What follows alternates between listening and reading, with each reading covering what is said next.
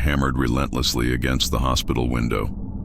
Mark lay motionless in a stark white bed, wires and beeping monitors tethered to his broken body. His motorcycle was now nothing but shattered steel on the highway, but he could barely remember how he had ended up there. What he did know, however, was far worse. He was not alone. Since the crash, his nights had been consumed by strange visions, places that looked almost real, yet warped, drenched in cold, shadows, and whispers. Doctors claimed he was in a coma, but for Mark, it felt more like imprisonment inside a labyrinth of nightmares. And every time he closed his eyes, the figures came closer. That evening, as his eyelids grew heavy again, Mark realized this would not be an ordinary dream. He stood once more on that desolate stretch of road, endless, slick with rain, broken street lamps flickering in the mist. Somewhere in the distance, the faint growl of a motorcycle echoed, never drawing nearer.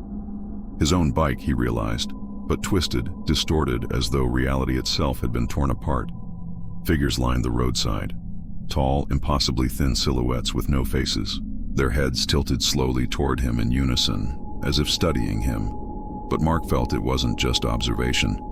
They were pressing inward, draining every thought he tried to hold. He ran. Water splashed beneath his feet, the mist swallowing him whole. No matter how fast he moved, the shadows crept closer, silent and patient. Suddenly, the scene shifted. The road dissolved, and he found himself in a hospital corridor. Only the shrill beeping of heart monitors echoed. The faceless figures returned, but now they wore masks. White, frozen grins cracking to reveal something darker underneath.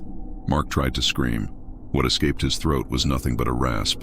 He staggered down the endless hallway, pushing open doors one after another. Behind each lay fragments of his life, distorted and rotten. In his childhood bedroom, dolls sat in a perfect circle on the floor. Their glass eyes turned to follow him, blinking in unnatural rhythm. In his garage, his motorcycle lay in pieces, dripping with a thick tar-like liquid that oozed toward him across the concrete.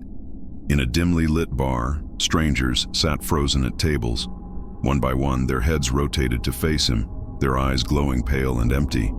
Each room was a cage, a reminder that this place wasn't a dream. It was a prison, layered and endless. "You don't belong here," whispered a voice behind him. Mark spun around. A towering shape stood at the end of the corridor, horns barely visible against the shadows, eyes glowing like burning embers. Before he could react, the walls cracked open. The floor gave way, and he plummeted into a chasm of darkness. Hundreds of hands reached out from the void, grasping and pulling, never quite catching him but never letting him go. He landed hard, on a hospital bed, his own. Mark jolted upright, chest heaving. White light burned into his eyes. The room was silent, eerily so. He flexed his fingers, moved his legs. He was awake. For the first time since the crash, it felt real. Carefully, he swung his legs out of bed, the cold tile floor biting against his bare feet. Every sensation screamed reality. "It's over," he whispered to himself. Then he turned around. There, lying motionless in the bed he had just climbed from, was his body. His own face pale, his chest rising and falling with the help of the machines. The monitor beeped steadily, calm and unbroken. No. His breath caught. That's not possible. The lights flickered once, then extinguished one by one, plunging the room into blackness. Only the steady rhythm of the monitor remained. And in that suffocating dark, he felt hot breath against his neck. A voice, low and resonant, curled into his ear. "You thought you had awakened, but you never left." Shaking, he turned. The demon loomed behind him. Its form was fluid, shifting, a shadow that refused to hold a single shape.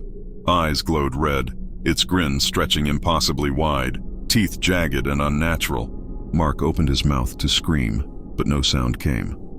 The demon's clawed hand pressed against his chest, freezing him in place. Light drained from his body, swallowed whole by the abyss. He cast one last glance at the bed, praying that his body would stir, that the nightmare would end.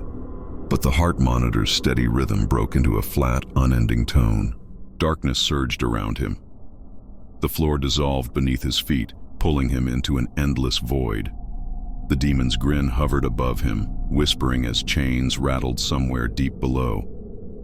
"You are mine." And then there was nothing, except faintly, far away, another sound. Not the hum of a machine, but the tightening clink of chains being drawn tighter, locking him deeper inside the prison he could never escape. Thanks for watching. If you enjoyed the video, please hit the like button and subscribe.